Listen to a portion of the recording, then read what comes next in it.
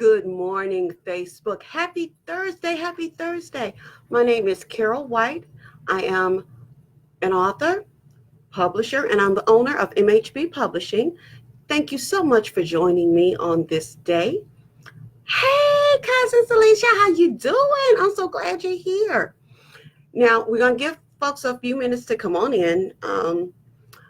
I know that normally I will tag each and every person I know on my friends list in Facebook. But like I said last week, Facebook is now giving me these little tags, good morning, sweetie pie, and saying, are you a robot? You have too many people that you're tagging. So I can't tag everybody anymore. So if I didn't tag you, it's not that I didn't want to, it's that they're kind of not letting me. I'm just glad you guys take the time to come and see me and listen to what I have to say. And I really, really do love the feedback that you guys are giving me on my blogs and on my topics. I think it's just wonderful. It makes me feel so good. And you're actually giving me the confidence to do what I really have been thinking about doing. And that is, I wanted to write a book for life detox because, we go through it all the time. So just writing on these topics, what I felt from my heart, you guys have given me the confidence to go on and write the book. And I am going to name it When Life Needs a Detox. It will be out because I've done all of the blogs. Once I just get everything arranged and suited for a book and for publication, it will be out very soon. So I want you guys to be on the lookout for When Life Needs a Detox, How to Live Your Best Life. That's going to be the title of the book. When Life Needs a Detox, How to Live Your Best Life by Carol Ann White, me. Yes. So and actually what I also wanted to do was to thank you all for all of your support that you have been giving me as far as my other books. Now, this one's going to be a little different because it's not really fiction. It's more of a self-help. This is what helped me. I'm hoping it's going to help you book. So that's my housekeeping for this morning. Let's see. And it is 8:07. And I know people have things to do. So, like my mama said, you treat your few like they are many. Hey, Jerry, thanks for coming in. I appreciate you. So, let's get on with today's topic. This may hit a few people kind of bad, but it's okay. We all gonna get over it because we all know that what I'm about to say is true for all of us at some point in time. Today's topic is, in the No Friends, the carriers of toxicity. Now, let's be honest. We've all had those people in our lives that, with the best of intentions, maybe, always have the 411 on everything and everyone. They are always entertaining. They always have a crowd around them, and they always seem to be in the know. You at times marvel at how they always seem to have the juiciest gossip around, and you, for the most part, enjoy having them around. Until, of course, the object of conversation is you. Then your opinion of them changes significantly. The best understanding for this phenomenon that I've ever read was by Maud Helen Baker in her book, Sage Sayings to Season the Soul. Any dog that brings a bone will take a bone. If anyone comes to you with an unsavory word about someone, be very careful what you say to that person. Do not, under any circumstances, join in uncomplimentary remarks about that person who is the subject of conversation. Your statements will be taken straight back to the person who is the subject of the conversation. Not only will your statements be taken back, but they will be repeated with embellishments. So beware. Now I've got a spoiler alert. If you are unable to identify this person in your circle, it's probably you. The good news about the in the know friend is that at one point in time, this position has been held by everyone in your circle at one point or another. Why? Because we all love to be that person. The I've got something to tell you connection.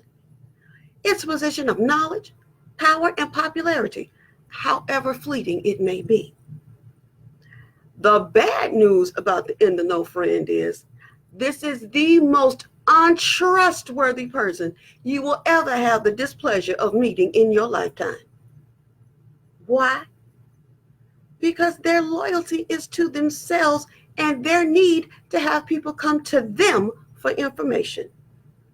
You and your feelings don't matter. Your privacy is not an issue. Their objective is to feed their sense of insecurity with the toxic spreading of information. This drive supersedes the rationale for true friendship.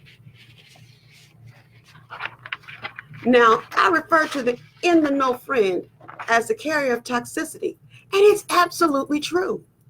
When they, and I mean you, me, anybody, spreads information about people, the accuracy and truthfulness of the information we acquire is never, ever verified.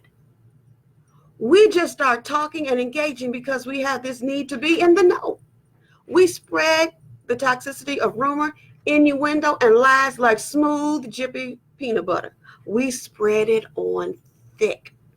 When the tables turn, however, we engage in righteous indignation over the injustice of this person being so toxic to our lives as to break confidence with us.